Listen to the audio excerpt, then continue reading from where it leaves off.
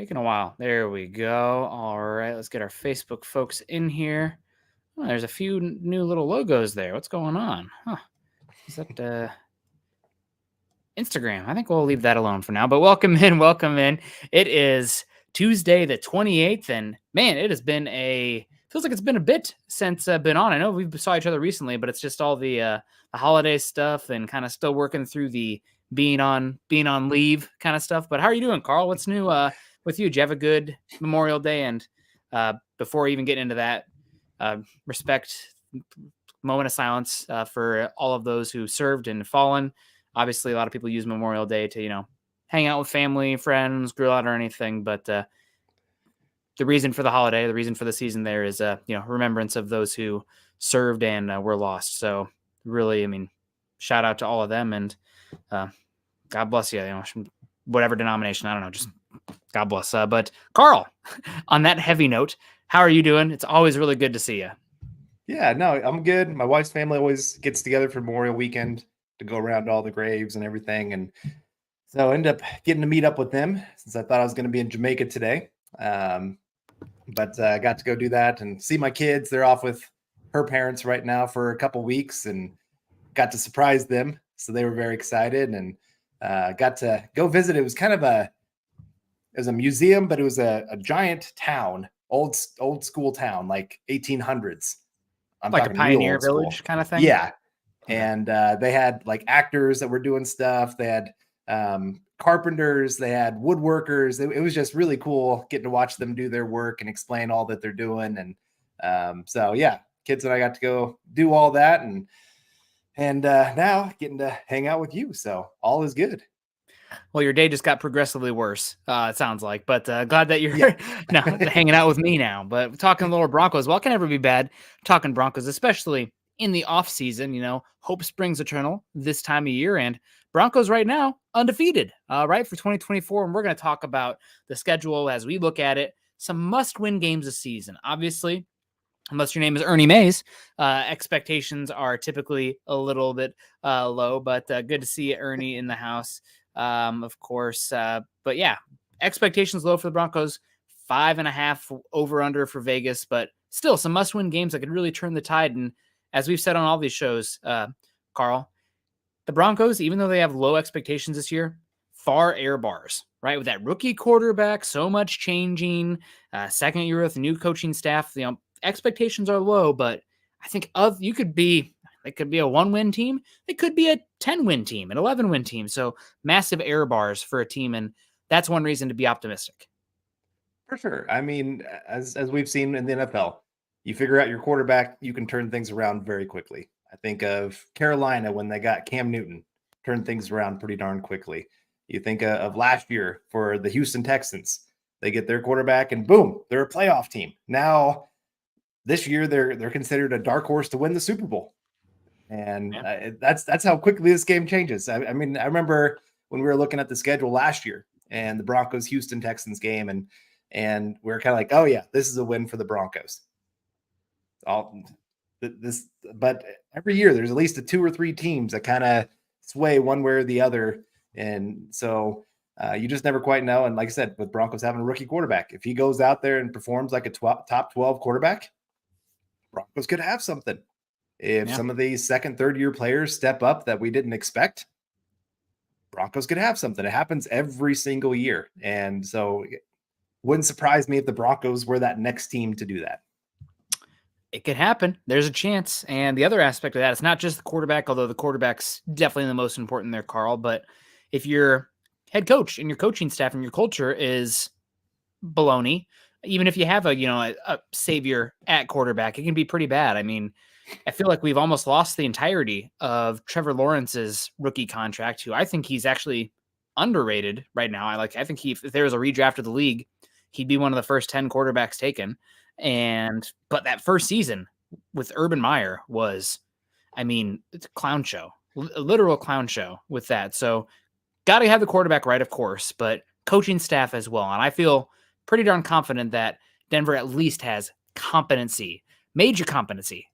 That's for you, Scott, at the quarterback spot, or at least the coaching spot, head coach. But talking about competent, helping us keep the show competent. We got our super chats coming in here. David Meckelrath, good to see you, David. Hope you are doing well. Always appreciate Papa Bear coming in. He says, good evening, Broncos country. Nick, Carl, and Deacon Scott. Here's some optimism. 12-5, Buckham 3 times, MHH for life, Denver Broncos for life, Bo knows, and Knicks for 6. Love it, David. Thank you so much for the support. Hope you had a good, relaxing Memorial Day weekend as well. I can't remember if you're down in Texas or not. I know you guys in Texas has just been getting hit with crazy storms here and hail. So thinking of all those people down there dealing with that. It's May has been a month to remember and fear in the weather department. Mm-hmm. We didn't even talk about that. It's just nuts. Roy Osborne says, good evening, Scott, Carl, and Scott. All right. Well, that's okay. Better looking for sure. Finally get to go back to work today after a year with potential life-threatening health issue. Well, God, Roy, shout out to you. Glad that, I mean, work can stink, but some normalcy and purpose in that department, you know, something to feel like you're contributing to something. So, and also the fact that you overcame that. So shout out to you, Roy. Really awesome to hear that. Always good to hear from you, and congrats, man. I mean, that's awesome. Yeah, that's definitely inspiring. Keep doing that. Keep fighting. And like I said, even just getting back to normalcy of being able to go to work for a day. Sometimes we take that for granted, and sometimes we cuss and moan for having to go into work.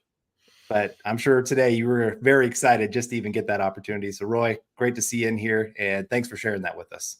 Yeah, that really is great, man. Shout out to you. Appreciate it. Michael Ronquillo, good evening, Nick and Carl on Building the Broncos. Go Broncos. Go Michael. Sunset, sunrise, whatever you are in Tucson, you're helping us out. So appreciate you so much, Michael. Shout out to you for supporting the show. We always really do appreciate you being one of the big time benefactors of the show, always coming in. We also got, I see my old man coming in here. Darren Kendall, good to see you, Daddy says, good evening, gentlemen. Your mother and I are missing you guys, especially our new grandson. Yeah, he slept pretty well last night. We've not been so good on the naps here. He's actually got it pretty accustomed to laying on the bed next to you and then napping, and then the transfer to the bassinet is hit or miss. Staying asleep then, but we're working on it, right? That's all any of us can do. So he's ever changing, and had him laughing pretty good before I came down here. That's one reason I was a couple minutes late. I was like, too much fun hanging out with the soon to be 5-month-old, and I miss you guys. Excited to see you here in a couple months. I'll say, Carl, I do have some envy of you. You said the kids are at the grandparents right now. I love my family and whatnot. I can't imagine not living in the mountains again, but I do miss being close to my family. Pretty envious of that. Washington's pretty darn expensive. I don't know if that would happen, but hey, maybe we meet up in Colorado. Who knows? Yeah, we've been very fortunate having family near us. My wife's mom is taking care of our kids most of the summer, traveling back and forth for us, just since both of us are working and got some other personal things going on. So got to say, very blessed to have family. And like I said, have them close, but even just have their support like I do, and getting to see your family support you and your wife and new child. That's always great to see too. So always appreciate if you've got those people around you, make sure you let them know. Yeah, really do appreciate you, Dad. Shout out to everybody. I know we got the super chats rolling in now. You guys are killing it. But if you aren't in a position to drop a super chat, that's totally fine. Click the thumbs up, say hello, say hello in the chat. Heart emoji. I see we got a heart coming in from Ernie Mays there, the one and only. Appreciate you. So that can help us a heck of a lot. Speaking of supers, we got Phil coming in, says, good evening, Nick and Carl and Deacon Scott. I was reading an article that stated Sutton is asking a couple million more than he is going to get. If that is really true, do you think the Broncos will do it? Buckham, MHH for life, and Broncos for life. Denver still has 2 years of control on Courtland Sutton, and as dark and fickle as that sounds, if he wants to hold out and lose that money, that's fine, but I want to see it another year under Bo Nix and maybe reevaluate what's going on. The trade deadline being kicked back a week this year, as well as what can happen next offseason. But I think his value, if somebody's not willing to give a third-round pick right now, I think he's more valuable here. And I don't know if somebody would give up more than a fifth. So, I mean, God bless him. It's his right to hold out for the money, but Denver holds the contract, holds the cards. And I think if I was Denver, I'd just hold fast. Yeah, I'm guessing he's more looking just for security and guarantees more than anything else. Just having, I think, only $2 million in guarantees left over the next 2 years. That's always a scary thing as an NFL player, with how crazy injuries can happen on any given Sunday. And Sutton, he's had his injuries so far in the NFL. So, but I get it from the Broncos standpoint of going, hey, we've got a couple big contracts coming down the line with minors and PS2. We kind of want to make sure we've got all the wiggle room possible to make those contracts work. And we still have another 30 million in dead money for next year that we've got to worry about too. And so it's just a priority thing of who are we worried about? Who are we caring about for the future? And is Sutton really a big part of our future? I think he's a decent part of it because I think he's still a good receiver, and you really want that kind of security for Bo Nix in his rookie year, second year kind of thing. But at the same time, like I said, he's still not. I wouldn't put him in that top 10 players that I'm worried about for the Broncos losing right now. I mean, part of that is because of the age, right? Like he probably plays third or fourth most valuable position. He's literally the only weapon on this entire team that I trust this season, and losing him, I think, would be detrimental to Bo Nix and the functionality of the offense, especially at this point in the offseason where if you traded him, when free agency opened, you'd have a chance to like figure some things out. But now you're so far down the line, the options are pretty small. One thing also about touching that contract and potentially trading Sutton is if you do up those guarantees, those stick with you as dead money. So you lose some of the financial benefits and even some of the negotiation power. Because we've seen Denver, we'll eat some of that money if, you send us a pick a little bit higher. Well, if it's already guaranteed, there's no reason to get that higher pick, right? So I would hold on to it. It's going to cause some hurt feelings. That's just me. I think he's a good player. I mean, I've been a proponent of Sutton for a bit now, but like he's paid probably fair value. If he was on the open market, he'd get more, but that's just the reality of the open market. So I think it's fair for what he has, and I'd hold on to him. And if the Broncos are terrible, 1 win, 2 win as we enter the trade deadline, maybe a little bit more open to moving him off the books. Or if you have a good season with him, maybe in the offseason you talk about giving him a new deal. But 2 years left, Denver holds all the cards. I don't see, other than Sutton being upset, what you have to lose. I think it's more likely to hurt him than anything else. Right. And like I said, the age, I think he is getting paid, like you said, pretty fair. You look at the players around where he's getting paid, and they're pretty comparable to what he brings to the table. His 10 touchdowns this last year was great, but unless he was doing that at a consistent pace, like every year, this is that guy that's churning out those kind of numbers, then I'd go, okay, yeah, this is something that's consistent. But he's not been that kind of wide receiver. It's more of an anomaly than hey, this is who he is. I think he is a great receiver in the red zone, all those kind of things, but he hasn't had the numbers that make you go, we have to keep this guy around. Oh, this is not replaceable. No, he hasn't been that guy. He's, like I said, he's still a great receiver. He's still the most trusted weapon we have left on this roster. And I hope he is a Denver Bronco for this upcoming season and maybe the next year after that. Like I said, it's just not a contract that I'm willing to touch right now. Yeah. So we'll see. By most accounts, he seems like a very good, hardworking guy. So, and he had that hard injury a couple seasons ago, came hard to come off of it. He's had so many bad quarterback play as well. I mean, he's going to be 29 October this season. I don't fault him one bit, but I just don't think I'd touch it if I was Denver. Dylan coming in saying, "Sup Broncos country." Make sure you hit that like button on the way in. We got David in the house saying, "Evening, everyone. Hope everyone had a great Memorial Day weekend. It's a learning experience for the whole team this year and must-win game. Is there a must-win game? No. Everyone knows that we are weak on defense. A little better up front, I think, but we got questions for sure." Mike S. saying, "What's up, everyone?" Williams in the house. DTR, good to see you, you guys. Todd Ostendorf saying hello, making his presence felt. Michael says, like Zach said, it's all about development. It's about development and growth. Yeah. And helping us grow, Mike Edel with the $10 super says, "Hey, Nick, Carl, and Scott in Broncos country. Just a little diaper money. Go Broncos." God bless you. I will say what's great about the baby getting a little bit older, I already missed, how cute and small and tiny and those little like contact naps when he was a baby, but it's really great not to have to change the diaper every hour now. You can kind of go every 4 hours unless something indicates otherwise, but I've really appreciated the slowdown of that pace. So didn't know. Probably should have read more. Didn't know. We also got Gary Palmer, 1999. Thank you so much, Gary, man. That's so helpful. All of it's helpful, but man, seeing that orange, God bless. Says, glad to see optimism, guys, as a fan. Every game is a must win. Go Broncos.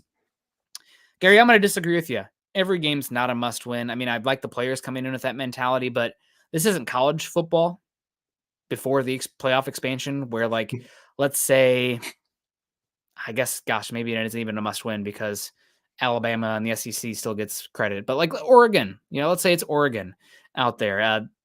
Every game is a must win for Oregon when you have a 14 playoffs, because if you lose one, you're probably out. You don't get that SEC blue blood benefit, which somewhat rightfully so. But that is something. So NFL, you can lose games. I mean, Chiefs didn't go and beat Denver in Denver last season, right? Not a must win. So you just need to win enough. It's why I always argue that, like, let's not get too high or too low based on one game. You want to see 6, 8 games, a full season sample, and over that many rolls of the dice or shot attempts, whatever you want to say, you'll get an idea of what a team is, what a player is. But I'll disagree a little bit about every game being a must win. It's the NFL, so they really do matter. It's not baseball where it's 162, but must win. I don't agree. Right. I mean, there's always going to be some games that are a little bit more important when it comes to rankings, when you're thinking of division games, conference games, compared to out of division games. I would say timing of some wins can make a big difference too. Mm-hmm. The Broncos last year starting 0-5, or what was 0-5 or 1-4? It was not great. They started off, I think, 0. Well, I don't even remember. They beat Chicago. Yeah, they beat Chicago. Yeah, so I think it was like 1-5, 1-4. Before they went on their little run. Yeah. But the problem was when you start out that way, like, it's an uphill battle the rest of the season. Like, every game just feels like you're giving everything possible. And I think that's part of what happened to the Broncos last year. They had that 5-game winning streak, but they gave everything in those 5 games. And then they just kind of ran out of steam there at the end, where they just didn't have quite the plays that they were having before. It's just hard to stay at that level for an entire season after you've started off that way. And so, I mean, when we're going to talk about the must-win games, a lot of mine probably are earlier in the season. Yep. Just because of getting that momentum, getting into a good place, being able to stay in that playoff run, where you have some teams going, oh man, we got to take these guys serious. They're not just the easy win like a lot of people thought the Houston Texans would be last year.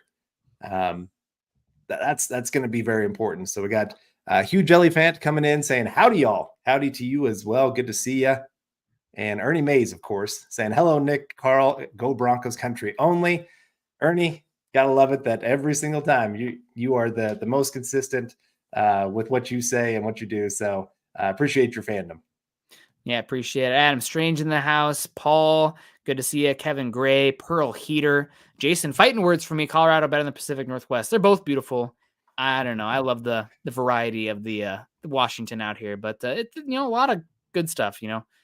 It's though they're in the elite tier for me, so I won't disparage anything else for sure to talk down. Go ahead. I've gotten a lot of time in both places. Living close to Colorado. Being able to go out there to Washington. If we're talking like hiking ability, I don't know. I still give it to Washington just because you can 1 hour be hiking right next to the ocean and the next hour be up in the mountains. Mm-hmm. And, you can go from a mixture of everything possible. They just got a little bit more variety for sure. Now the Rockies, again, some of those views, it is hard to beat those. Just being able to get on top of a mountain and look down and just see everything. It's amazing. But like I said, I just like a little more variety in my life. I think if you are a big time snow sports person, Colorado's definitely better because the wet, heavy snow and it's like raining. We have mountains here for snowing in the Pacific Northwest, but I'm very summer oriented. I also love forests, lush forests, and get much more of that out here. But let's get into it here. Carl, obviously, as we get off topic there for a second, most important games, you kind of sounded like you had a tidbit here. I think we're going to agree on one of them here, so I'm going to set you up. What's your first most important game? Honestly, I'll go a little bit week 1 there. Week at Seattle. Seattle. Wow. And here's my thoughts. Like I said, how we started last year, starting 1-4 or 1-5. I think Jay Roper got 0-4. Then we won a game, then lost another one, and then we went on our streak there. They have a new coach, a lot of new moving pieces. This is the time to catch them. It's kind of like when the Broncos went to or played Seattle that week 1 when Russell Wilson's first year, new head coach. Like they were catching the Broncos at the perfect time. Now, given that was Hackett, the whole thing was bad. But I think even last year with like Sean Payton, there was a lot of things that were kind of adjusting early in the season. And then all of a sudden some people started catching on, okay, this is what we need to be doing. And then they got hot. I think this is the right time to catch them. Starting out 1-0 would be a huge thing for this team to really get some momentum. Because then, you get a couple more games after that. My next 2 really, really important games are that Vegas game and the Chargers game. 2 divisional games at home. So if I'm talking my top 3 games, it's those 3 right there. You've got 2 home games, especially like I said, within the division. Got to win those. If you're going to stand any chance of making the playoffs this year, you probably got to go at least 3-3 in the division, if not 4-2, I would think. And like I said, catching some of those teams a little bit earlier. Harbaugh, his first year, going to be interesting to see how they adjust, how they start off for his debut back into the NFL. Looking at the Raiders, maybe it's a fight right now between them and the Broncos of who people are going to consider worse in the division. But for the Broncos to really establish, hey, we're back, it's going to take beating the Raiders when they haven't done that here for a while. So right now, I'd say for me, those 3 games are very, very important to being able to see how this season's going to go. What about you? I mean, it has to be the Steelers game for me off the cuff. I mean, maybe I'm being emotional. I thought about that one on this one, but it's your first home game, and out of the first quarter, that's your one home game. You cannot lose your one home game because then you're going week 3 at Tampa. You know how hot and humid it is there. I think Tampa's due for regression this year. Denver playing in Florida the first month of the season is historically horrible. And I wish we'd have gotten them later in the year, really, because I think Tampa Bay is not going to be very good. I expect major Baker Mayfield regression with Canales now in Carolina, but that's a tough game week 3, considering the weather factor. And I think it's the first 2 weeks of the season or the first 4 weeks of the season, but Denver is like 2-20 or something unbelievable in games in Florida on the road in September. So I think that is very concerning. And then you have the Jets at home with, assuming Rodgers is going to be there, one of the best defensive fronts in football and good cornerback as well. That's an interesting team. So I think you have to win that Pittsburgh. If you steal that Seahawks game, like you mentioned, you give yourself a little breathing room, but it's your only home game in the first quarter.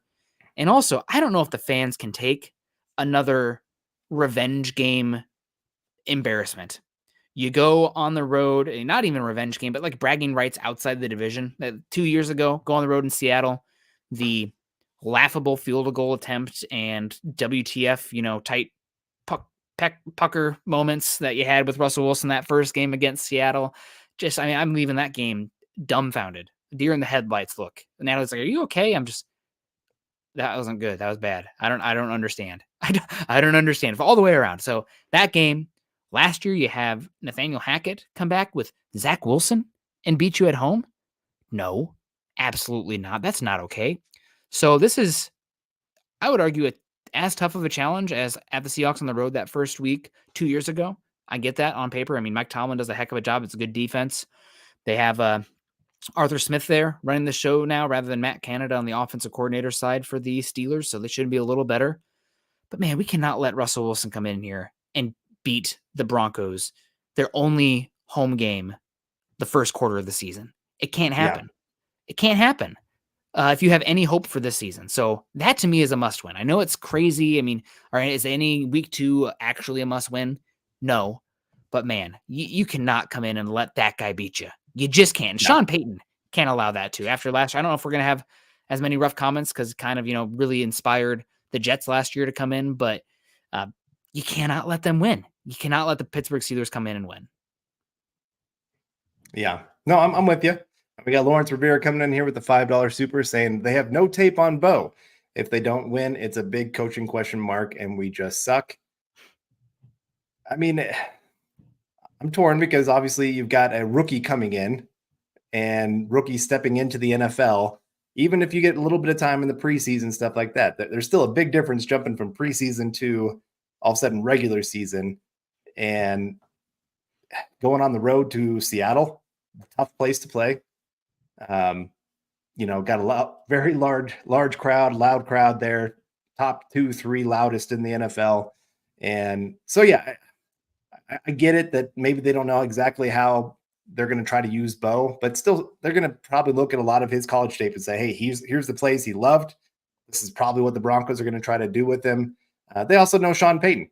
He's been in the league a long time. Everybody knows what kind of plays he wants to run. So I don't think it's a huge advantage by any means.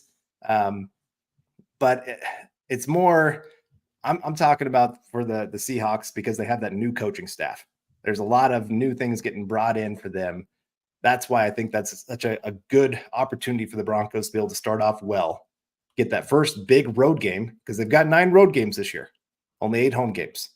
And if they can get that one and then get a little momentum going into week 2 against the Steelers at home, again, if you can start 2-0, you've got some good things going for this team.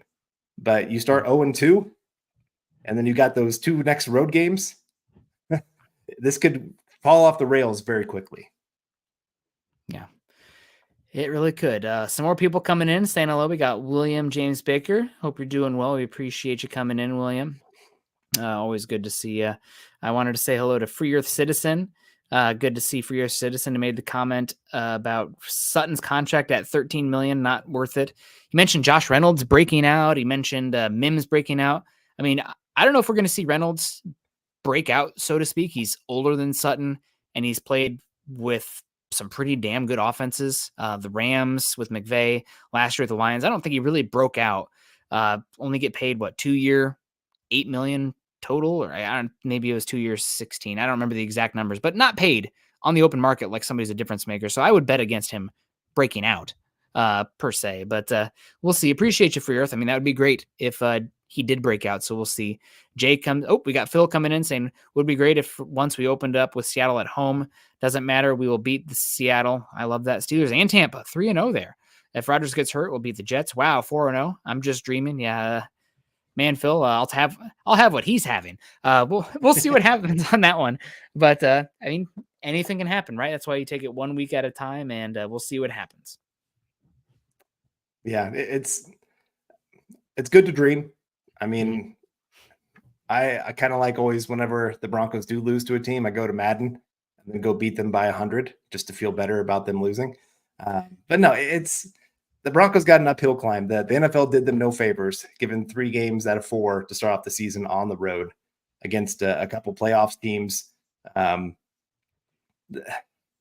like I said, if they can get those couple early wins, maybe get a little momentum, then get into some of those home games in the division, catch some of those teams early on. You never know. Teams have come out of crazier things. So, like I said, I'm really hoping for that Seattle win. I think that would be a great one. Just like I said, to get that taste out of your mouth out of that last Seattle game. Oh, that was probably the game I pulled out the most hair watching it, just because it just seemed so stupid that the Broncos lost that one. Everything that they could have done wrong, it seemed to go wrong in that game. The goal line fumbles. Yeah, we don't need to relive that one. Patrick coming in, our guy. God, he's been sponsoring my mornings with the coffee. It's good to see you, Patrick. We got Zach Powers in the house. Jeremy's here hanging out with us too. Always great to see you. Appreciate you coming in. My next must-win game, Carl. It's that Week 6 Raiders game. So you have that first quarter of the season, 1 home game, 3 road. Not great teams. I think all 3 of your road games are against teams that missed the playoffs last year. No, that's incorrect. Tampa Bay made the playoffs in the NFC South, which probably missed the playoffs in any other division last year. But we have an unbelievable Raiders monkey on our back, and it's unacceptable. Every year, I mean, you kind of mentioned it earlier, it's a race for the bottom between the Raiders and the Broncos. Well, damn, if we want to beat them not to the bottom. We need to beat the freaking Raiders. And it's been a while since Denver's beat the Raiders. That's Denver's first divisional game, and it's at home against the Raiders. Gardner Minshew, Antonio Pierce, will see if that momentum, that new coach energy that he brought last year can work year 2. I think that Raiders game is huge. Week 5. Yeah, week 5 against the Raiders at home, first home divisional game. Got to take care of business early at home if you want to be able to overcome the 5.5 over under and be a potentially sneaky playoff team. Yeah, it is. It's a big one. Get that first divisional game out of your way. Like I said, getting that monkey off your back is just huge. Mm-hmm. I don't know what it is. It's kind of like the Chiefs, where when we lost all those games in a row to them, like every time that they beat us, it just kept adding more and more pressure to that next one of, we can't let this continue. We can't keep letting this be a laughingstock of how many times the Broncos have lost straight to the Chiefs. And so getting that one, like, I mean, it almost made last season worth it just to get that one win against the Chiefs. And not saying that it's going to be the same with the Raiders, because they've just been a pathetic team, but still getting that win, knowing that you can beat them, that you can actually stand a chance. And, you think of those Raiders games, like that's make or break of them making the playoffs last year or not. They win those Raiders games, they're in the playoffs. They lost both of them, then they end up with a losing record there at 8-9. But still, like I said, those are huge games if you're looking at playoff tiebreakers, all those kind of things as well. Yeah, and Denver's lost 1, 2, 3, 4, 5, 6, 7, 8 in a row to the Raiders. 8 in a row. They've lost 10 of their last 11 against the Raiders. I mean, the Raiders are a bad team, but what does that say about Denver? What they've been in that time frame? I know we all Peyton Manning retired for the most part, but it's just unacceptable for, in my opinion, Denver's biggest rival. Now, it's really annoying to have the Chiefs beating us, and they give us plenty of reasons to really dislike them, both on and off the field, no matter what your, I'll say, persuasion is. But the very annoying team, I really am growing to hate them, but it's not like a, generational hate in my bones that I have for the Raiders. I hate them. They could be 0-16, and I'd be like, oh, wouldn't it feel bad for them? No, bury them, sweep the leg. So to be 0-8 against them, not having beaten the Raiders since that last game of the 2019 season when Shelby Harris batted the 2-point conversion down, the last for the 2-point conversion to win that game. If you remember that one, kept Denver from, they picked 15 instead of 10. Maybe could have gotten Tristan Wirfs, but I mean, maybe it's better in this point, because otherwise you would have lost 11 in a row against the Raiders. Yeah. Woof. It's unacceptable. We need to beat the Raiders, period. Yeah. And that's one that we agree on. You and I grew up in the Mike Shanahan era. Yeah. And Mike Shanahan made every fan hate the Raiders with a passion. Like those games, you just got excited to watch the Broncos destroy them, because he got excited about it and he got his team excited about it. And so we definitely need to get back to that, of just having that complete hatred of the Raiders, and that those are truly must-win games, that we should feel disgusted anytime we lose to them, especially, like I said, because they've been a bad team. Like those are games you should be winning. The Chiefs ones, I understand a little bit more, because they've been the dynasty in the NFL for this period. But to get those wins against the Raiders would feel very good, especially, like I said, to get the Bo Nix era started right. I think somebody needs to tell him about that Mike Shanahan time against the Raiders and how much we all hate them. It's been unacceptable, and really happy to get that Chiefs onus, that hurdle jumped. Now it's time for the lesser team in playing in corporate, no atmosphere stadium in Vegas. It's just maybe the worst quarterback room in football. Maybe that's Denver. We'll see how Bo Nix plays. The power rankings will not be favorable to Denver in the quarterback rankings, and we'll just have to see how it plays to sort that one out. But yeah, it's unacceptable. It really is unacceptable. And maybe cheating for me on this one. The next must-win game, I cannot say it's the game against the Chiefs at home, because that's week 18 and who knows what's happening at that. But I mean, it could be absolutely must win, because Denver could find themselves in a winning in or a losing out situation. But at home, I also can't say on the road at Arrowhead is lost. So as much as I'd love to put the Chiefs in there, I can't. It really might be that week 6 game against the Chargers. You have that back-to-back home games against divisional rivals, and then you only have one more home divisional game the rest of the season. That is, if you can come off those with 2 wins, you're going to give yourself a chance with the back half of the season to at least be playing meaningful football. But if you go 0-2 there, or even 1-1, especially after 3 out of your first 4 on the road, we might be talking trade deadline and draft picks at that point, which doesn't mean the season's a waste, because again, it's about the young players and the development and the trajectory of the team as a whole. But those 2 games heading into mid-October, and then you got 2 NFC South opponents that are very much winnable games. If you win those 2, we might be talking, playoffs, a real shot, momentum. Denver got their guy. If you lose those 2, we're going to be talking edge rushers and defensive tackles in the draft. Yeah. Hopefully we're not talking quarterback. I don't think so. I don't think so either, but I mean, I think of the Cardinals a couple years ago, or not just a couple years ago, it's been a few years now, but taking a top 10 quarterback and then turning around the next year, taking the number 1 overall pick quarterback. I don't think the Broncos will be at that kind of level. And I don't think Bo Nix falls into that kind of category either, but you're right. Hopefully I would love to be talking who's going to be the edge rushers in the 20s, the mid 20s, early 30s. But at the same time, it also, I mean, there's going to be some really nice defensive linemen in this upcoming draft. I can tell you that. That's going to be the nice thing is this last draft was offense. Usually it kind of goes every other year of which one's going to be the stronger group. But that's way in the future. We don't need to get too much into that area at this time. Yeah, no, I like your games. I do. And like I said, those 2 division games, we definitely agree on those. Being at home early on, you've got to win those. You got to win the home division games, especially. They just have so much riding on them, not just, for personally, but I mean, like I said, just division games matter for playoff tiebreakers. Conference games matter for tiebreakers. And you got to defend that home field advantage. Thankfully the Broncos last year, they were actually pretty good at home under Sean Payton. They struggled a little bit more on the road. And that's why, again, that Seattle game for me, the 3 road games to start off the season, I feel like that's the most winnable one. I don't know. I'm torn between, like I said, Tampa Bay.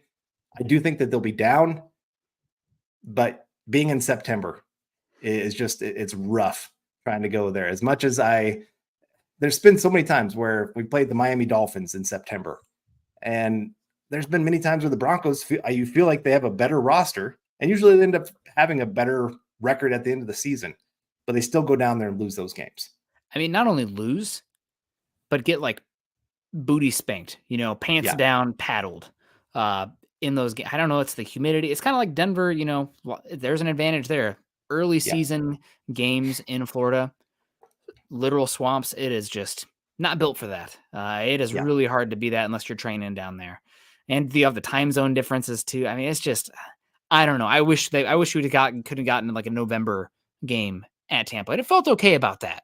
But September, I don't know. And so we said 3. Carl, you gave 3, and you gave a road one. I kind of cheated because I did pick Denver's first 3 home games. Just for me, I mean, I think if they're going to have a chance, obviously it has to start early. Last season, starting 1-5 and then going 6-1, rather improbable. You can't really dig yourself in a hole like that and then expect to be competitive down the stretch. Phil comes in and says, it's really sad to beat the Chiefs, Bills, Vikings, then lose to the Raiders twice. I mean, you lost to the Raiders, but that's not even as bad as you lost to the Patriots and the Commanders at home. Yeah. The team's picking 2 and 3 at home, and you end up beating the Bills, Chiefs, Vikings. So, I mean, losing the Raiders was sad, but I mean, this kind of just shows it's a week-to-week league in the NFL, and anybody can beat anybody. But yeah, I mean, losing the Raiders twice stinks. You just think, based on improbability, right, that eventually you're going to have to break that streak. I think it's a must-win. Thank you, Phil. One last one, since I did kind of cheat here with the home games and the early games. I'm going to disagree with, so I'm going to ask you again. You can hold Seattle here, but a non-divisional game, maybe even on the road. You say Seattle early. I don't disagree with you just because it's getting the momentum right. But when I think down the line, tiebreakers, who you're trying to keep in, who you're trying to keep out, I'm going to try to argue to you that maybe that Jets game should be your place rather than the Seahawks, because the Jets have a very good defense. You got Rodgers back. They've added a lot of different pieces here. You have Salah fighting for his job, and they're obviously not going to be the favorite for the AFC East. They're probably second or third. I mean, we'll see what happens with the Dolphins this season. I expect regression from them. We'll see what happens with the Bills. But that's a conference game. And that's somebody who I think if Denver's going to have a chance, that's somebody you might need to have that tiebreaker against, or like, man, if we just would have beaten the Jets that week, we'd have been in and they'd have been out. So Yeah. I think, I don't know if you want to switch it. You don't have to. I mean, week one, I get it, getting off to a fast start. But if I could pick one or the other, give me a loss week one at Seattle, even though it would hurt wearing my Broncos stuff, walking around with the dog. People won't talk crap to me with my golden retriever and a little baby on my chest. But I'll take the Jets game week 4 versus the Seattle game. No, I'm with you. Of true importance when we're talking about, like you said, those end of the year tiebreakers. I remember we were kind of counting some of those with a couple weeks left in the season this last year with Pittsburgh and who were a couple of the other teams that we even lost to. Cleveland, I guess we beat them, but you're looking at some of those tiebreakers with a lot of those teams, and you're going, oh man, if we would have just gotten this one, maybe we could have stood a little bit better chance. Yeah, so the Jets game, it's definitely more important in that sense. Like I said, it's just more of that momentum. And if I'm looking at those first 3 games and the team that I feel like the Broncos maybe could stand the best chance against of the road games, I do feel like it's Seattle. They new coach. I don't trust their quarterback a ton. I mean, I think he's okay. He might be one of the best second or non-rookie quarterback contract values in the NFL. That is true. That is true. I like I said, he's not one that scares me a ton. Not saying that Mayfield scares me either. Yeah. But he had a really nice season last year. So it'll be interesting to see what he can do year 2 in this system. But I just feel like Seattle is very vulnerable for a road game. And you've got to sneak some of these road games this season. I mean, like I said, you've got 9 road games compared to 8 home games. You're going to have to be a pretty good road game team this year if you're going to make the playoffs.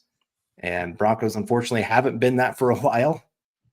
Part of it's just because they've just not been a good team anywhere, even whether it's on the road or at home. But I feel like they're going to do okay at home. It's just that the first road game, getting that first win, if you can, get through those first 4 games and be 2-2, I'd feel pretty good about how this team is going and their chances of maybe being able to fight for a playoff spot. If they're 1-3, good luck. Yeah. We'll see what happens. I just thought maybe, if I could pick one of those games, I'll take the Jets over the Seahawks. And I think given down the line, given probable playoff scenarios, that makes that a little bit more of a must win for me. No, I'm with you there. Like I said, if I could pick, hey, Broncos are going to win this game, I would rather win the Jets game. Yeah.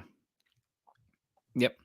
So, all right. Well, we talked about Sutton's contract. We went through the schedule a little bit. It's going to be a tough year for Denver. Not a lot of expectations from the NFL observer at large, but we'll see what happens 1 week at a time. And again, if Denver got their guy at quarterback, it's going to be a fun season and a building season, and we'll see how it lies when the dust settles for sure. But thank you guys so much. It's been a lot of fun. We got Michael coming in again. He knew that the show was almost over. He says, great show tonight, Nick and Carl, on building the Broncos. Go Broncos. Also, Malcolm's coming in from the Philippines. Man, hope you're doing well. It's been cold and wet here for like 3 weeks out in Seattle. So send me some of that sun or wherever you're at. I'm assuming there, Philip. We missing it. Starting to get feels like March forever out here right now. But any final thoughts, Carl, as we finish up the show here? No, I just we'll get more and more into the schedule and how the Broncos line up against a lot of these teams for sure as we get into the offseason. But no, I think this is a fun discussion, trying to look for those games because there are some games that just can really make or break a season more than others. Broncos lose to Tampa Bay. I'm not going to get too up or down either way. You beat the Jets, I'm going to feel pretty darn good about this team, especially if Aaron Rodgers is healthy. If you can beat that kind of team with that defense, that quarterback, then it means you've got a decent roster that can do some things. Now, given it is any given Sunday, the Broncos beating a couple really great teams last year that maybe were better than them. Well, it's not even maybe. They were better teams than them, but the Broncos found a way to get wins. But yeah, I think if they can get some of those kind of victories and show that they have a better roster than people give them credit for, that would just be huge for building momentum moving forward. Yeah. Oh man, I can't wait, man. Season's around the corner and 100 days until our first matchup of the year. So should be a lot of fun. A lot of fun today, guys. We appreciate you guys coming in. Shout out to all the super chat givers, Papa Bear, David McElrath, Roy Osborne. Congrats to you getting back to work after your health life-threatening issue. Man, God bless you for getting over that. It's incredible. Michael Ronquillo a few times. The old man, Darren Kendall, always appreciate you. Phil McLaughlin's in the house. Gary Palmer, Mike Edel, Lawrence Rivera. Phil a few times today. Thank you so much, Phil. We appreciate you coming in. Make sure you guys are following Carl and I on Twitter. Carl's at Carl Dumler, MHH. I'm at Nick Kendall, MHH.